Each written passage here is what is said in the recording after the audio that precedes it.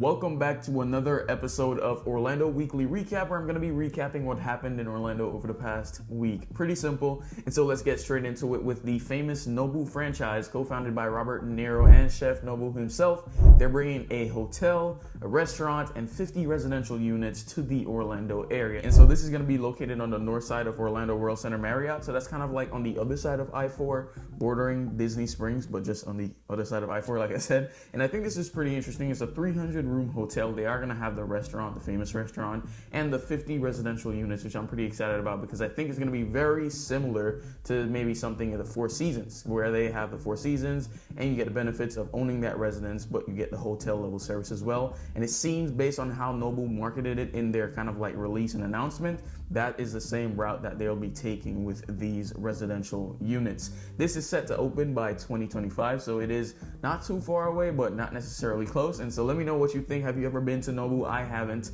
and so I'm pretty interested to see how that kind of unfolds, and I'll try it out, maybe do a food review on the channel as soon as it comes out, which is 3 years from now, but it's still something to look forward to. But this announcement really started a broader conversation on how Orlando is sort of upgrading its luxury offerings in the hospitality space. Think back to 5-6 years ago, or really think back to whenever. I don't think Orlando was ever a luxury destination. Now you got a couple months back, you got the Fairmont Hotel, which ironically enough, where they were eyeing for location is pretty close to where this Nobu Hotel is going to be. And then you have the Conrad by Hilton and the Evermore Resort, which is like $1 billion project. And so it's been really cool to see how Orlando is sort of upgrading itself, kind of elevating, and it's going to be really cool to see how this Nobu kind of fits into that whole model. And they only have 13 hotels right now in the entire world. They are expanding in other areas, so it's about to be about 29 when it's all said and done with all the coming soons that they have. And so I'm pretty sure that Orlando is blessed to be a part of that number. So what do you think? Would you be visiting? Let me know, and let's get on to story number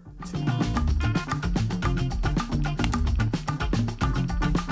So story number 2 is coming out of Lake Nona. This is going to be in the new construction category. Pulte is moving forward on their 2 new communities. One's going to be called Cove at Nona Sound. That's going to be the townhome community consisting of 168 townhomes. And then you got Estates at Nona Sound. That's going to be for single family homes between the 50-foot wide and the 60-foot wide lot variants. It's also going to be, some of the lots are going to be backing up to a canal, which is pretty cool. And so I talked about this in my previous videos, but this is just more so kind of an update to that. So it's going to be pretty exciting. No price yet. In terms of location, it's going to be right here. So it's sort of on the border of St. Cloud and Lake Nona, really taking the last drops of 32827. That's going to be pretty exciting though. Again, no price is released yet, but once that is released to me, I will release it to you. Due to the market changes, you are seeing a lot of builders just release a lot of lots. I remember when Lake Nona inventory was always between 14 and 24 units. Now you go on the MLS, it's like 133, with majority of that being new construction releases. And so if you are interested in new construction,